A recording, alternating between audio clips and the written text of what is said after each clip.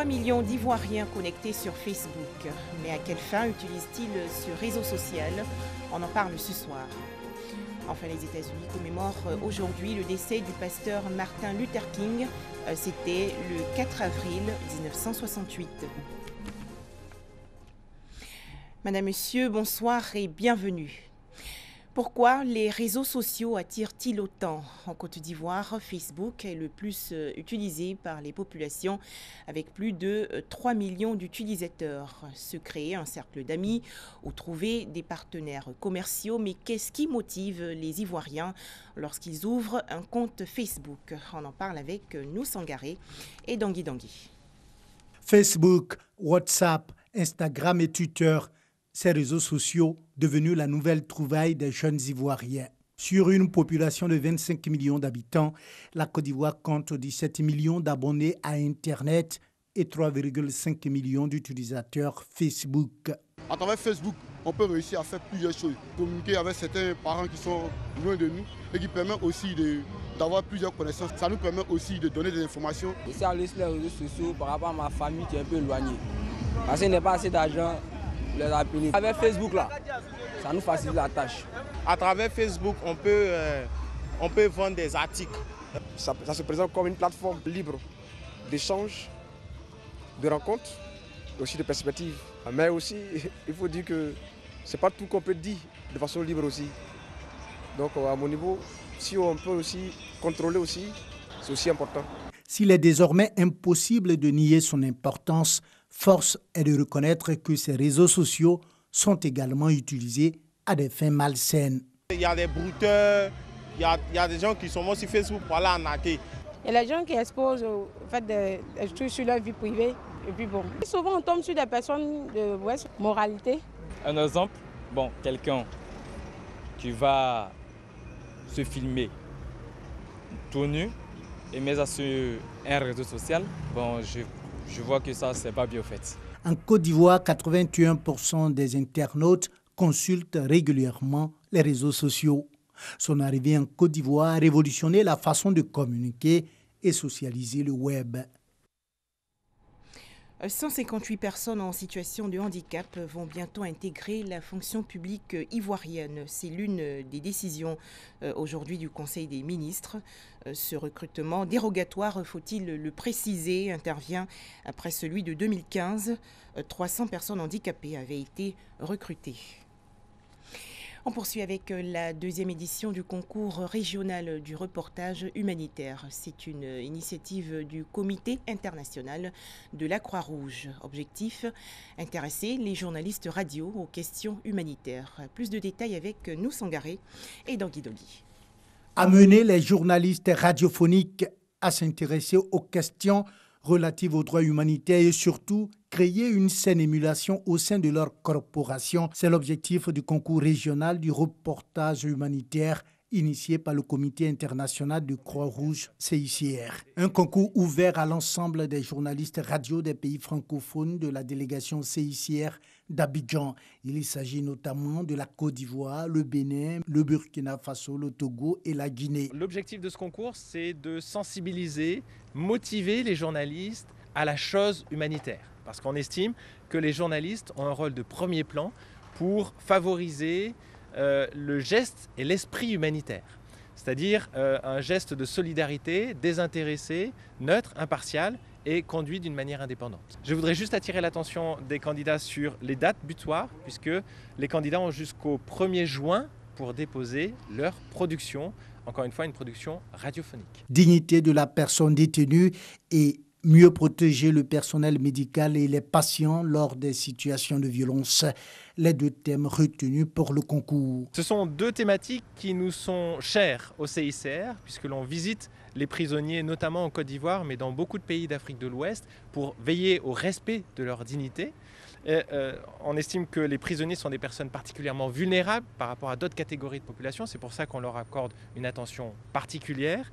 Et également, l'accès aux soins de santé lors des situations de violence est une thématique qui est pour nous au cœur de nos priorités, Parce que malheureusement, aujourd'hui encore, on le voit trop souvent en Afrique de l'Ouest dans des situations de conflits armés. Le personnel médical ou parfois les patients sont victimes eux-mêmes de violences ou n'ont plus ou pas accès aux soins de santé. Pour cette deuxième édition, les 3 meilleures productions radiophoniques de l'année en cours seront récompensées. Un tout autre sujet à présent, le manioc, un secteur qui va beaucoup recruter en Côte d'Ivoire. Selon des chiffres publiés en 2016, sa production a atteint plus de 4 millions de tonnes. Et pour augmenter cette production, l'Organisation des Nations Unies pour l'alimentation et l'agriculture met en œuvre une stratégie. Les détails avec Charles Tatou de RTI Bouaké. Le manioc est en passe de devenir un produit alimentaire de grande consommation, vu les sous-produits dérivés de ce produit vivrier. Toutes ces potentialités font de lui un secteur prometteur. Et maintenant, il y a d'autres variétés ghanéennes qu'on a introduites il n'y a pas longtemps. Aussi, je pense qu'il doit y avoir 4 ou 5 pépiniéristes qui ont ces variétés, en plus des anciennes. Or, ce sont des variétés à très fort rendement, qui font au moins du 50 tonnes à l'hectare en culture normale, c'est-à-dire pas irriguée. Le secteur manioc figure donc au programme de l'Organisation des Nations Unies pour l'alimentation et l'agriculture, dans le cadre de ses missions de lutte contre la pauvreté et l'insécurité alimentaire. Elle met en œuvre des projets au profit des producteurs de cette filière afin de leur permettre d'intensifier leur production et de renforcer leurs revenus. Des actions pour valoriser également le rôle des femmes dans les chaînes de valeur agroalimentaire. La complémentarité maintenant de ces deux projets, l'autre veut renforcer des relations commerciales, l'autre est beaucoup plus focalisé sur la valorisation de l'ordre de la femme. En renforçant les relations commerciales, ça permet aux femmes d'avoir accès à plus de marchés, à plus d'opportunités, donc ça va les autonomiser, ça va les épanouir et contribuer efficacement aussi au développement de leurs familles respectives. Avant, c'est à l'œil nu. Il faut appeler une autre pour venir voir avec cette quantité de manioc que j'ai, est-ce que je ne vais pas rater mon attiqué ou bien viens m'aider. Mais aujourd'hui, on a des mesures. Donc, ce n'est plus à discuter. La capitalisation des acquis de ces projets suscite des travaux d'échange. En témoigne cette rencontre de Yamoussoukro. Elle a enregistré la participation de la FAO, les acteurs des différentes structures rattachées au ministère de l'Agriculture et du Développement rural, les ONG, les bénéficiaires de projets et les partenaires de mise en œuvre. Objectif, planifier les interventions dans le secteur manioc. Nous sommes au starting block et ensemble nous essayons de voir avec la FAO comment faire la promotion de cette spéculation-là qui, ma foi, peut valablement remplacer beaucoup de produits que nous consommons en Côte d'Ivoire. Plusieurs actions déjà menées sur le terrain, mais les participants estiment que beaucoup d'efforts restent encore à faire.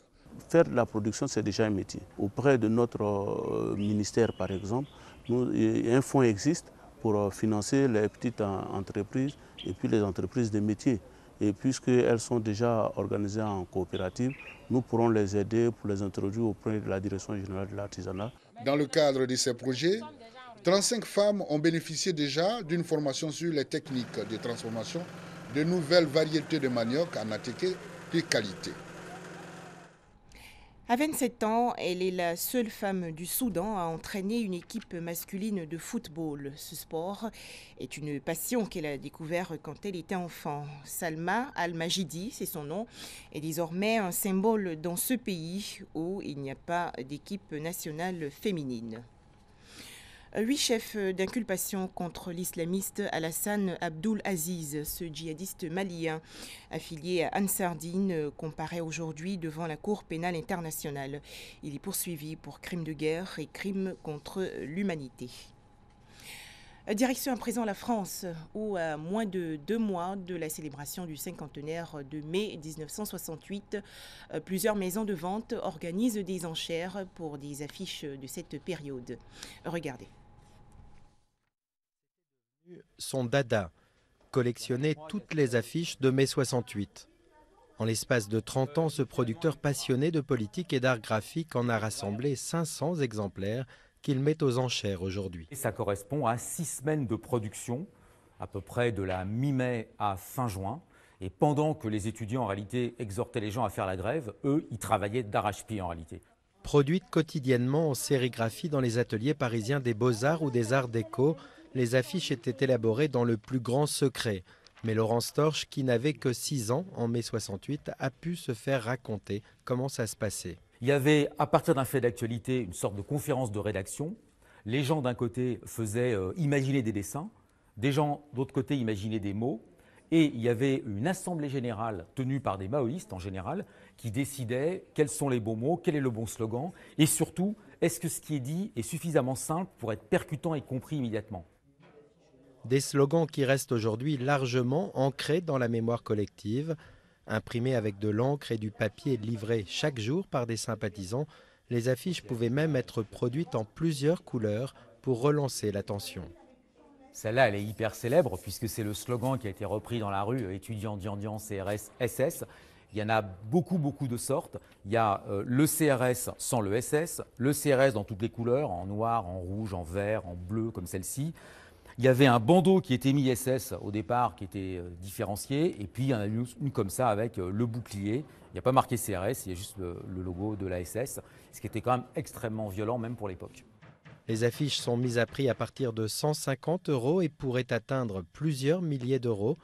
Ironie de cette vente aux enchères, elle aura lieu dans l'hôtel Marcel Dassault, le richissime avionneur qui n'a jamais trop goûté à l'esprit de 68.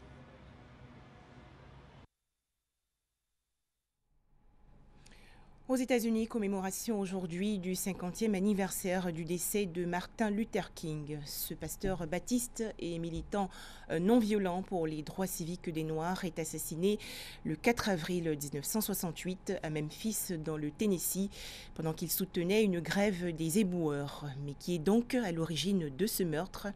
Ami Koulibaly. Martin Luther King est connu pour son utilisation de la non-violence et de la désobéissance civile. Il devient le plus jeune lauréat du prix Nobel de la paix en 1964 pour sa lutte non-violente contre la ségrégation raciale et pour la paix. Il commence alors une campagne contre la guerre du Vietnam et la pauvreté qui prend fin en 1968 avec son assassinat. Fin mars 1968, Martin Luther King se déplace à Memphis, dans le Tennessee, pour soutenir les éboueurs noirs locaux qui sont en grève depuis le 12 mars pour obtenir un meilleur salaire et un meilleur traitement. Les Afro-Américains étaient payés près de 2 $ de l'heure et n'étaient pas payés quand ils ne pouvaient pas travailler pour raisons climatiques, contrairement aux travailleurs blancs. Des violences éclatent autour des marches pacifiques. Un jeune Afro-Américain est tué. Le 3 avril, au Mason Temple, Church of God in Christ, Martin Luther King fait le discours prophétique. « I've been to the mountain top ». J'ai été au sommet de la montagne. Ce n'est vraiment pas important ce qui arrive maintenant. Certains ont commencé à parler des menaces qui se profilaient. Qu'est-ce qui pourrait m'arriver de la part d'un de nos frères blancs malades? Comme tout le monde, j'aimerais vivre une longue vie. La longévité est importante, mais je ne suis pas concerné par ça maintenant. Je veux juste accomplir la volonté de Dieu. Il m'a autorisé à grimper sur la montagne. Et j'ai regardé autour de moi et j'ai vu la terre promise. Je n'irai peut-être pas là-bas avec vous, mais je veux que vous sachiez ce soir que nous, comme peuple, atteindrons la terre promise. Et je suis si heureux ce soir. Je n'ai aucune crainte. Je n'ai peur d'aucun homme. Mes yeux ont vu la gloire de la venue du Seigneur. Le 4 avril 1968 à 18 h, Martin Luther King est assassiné à Memphis, dans le Tennessee. Un fugitif, Ray, est arrêté le 8 juin 1968. Extradé vers les États-Unis, il est accusé de crime. Le 10 mars 1969, Ray plaide coupable et est condamné à 99 ans de prison dans le Tennessee. Plus tard, Ray fait de nombreuses tentatives pour retirer ses aveux et demande à être jugé devant un jury sans succès. Il meurt en prison le 23 avril 1998. La famille de King estime que l'assassinat de Martin Luther King est le fruit d'une conspiration impliquant le gouvernement des États-Unis et que Ray n'est donc qu'un bouc émissaire. En 1999, la famille King intente un procès pour homicide contre Jawor pour la somme de 10 millions de dollars. Au cours du procès, des preuves alléguant d'une conspiration sont présentées.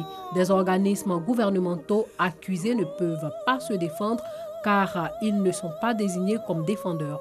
Le jury conclut que Jawor et d'autres faisaient partie d'un complot visant à tuer Martin Luther King. Je vous souhaite une excellente soirée sur RTI2.